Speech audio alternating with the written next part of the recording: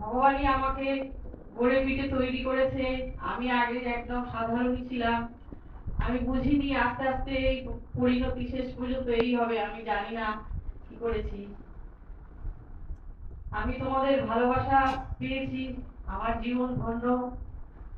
আমি যেন তোমাদেরকে সবাইকে এইভাবে ভালোবেসে যেতে পারি, সবাইকে একতায় সবাই পরিপূর্ণ হোক, সবাই বেদান্ত সোসাইটিতে সব এক মনে প্রাণে ভগবানকে নিয়ে জীবন যেন কাটে সবার, তাহলেই সবাই আনন্দে থাকবে, শান্তিতে থাকবে। সবাই ভালো থেকো।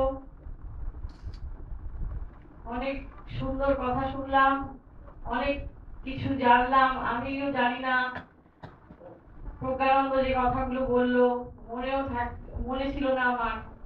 ঠিকই আমি এরকম বলেছি, এরকম মাঝে মাঝে বলে ফেলি অনেক কথাই।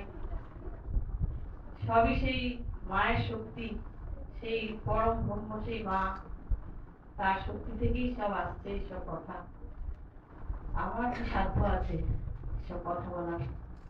যাই হোক, আজ এখানে পৌঁছেছি আমি এই ভগবানের কৃপাতেই। ভগবানই আমাকে ভালোবেসে ধমক দিয়ে গড়ে পিটে তৈরি করেছে। তাই সবাই তোমরা ভগবানকে নিয়ে থাকো, ভালোবাসো, তাহলেই ভালো থাকবে।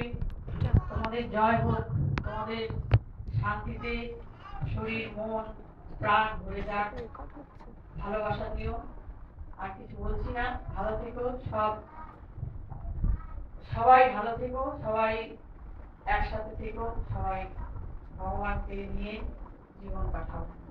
জয় ভগবান।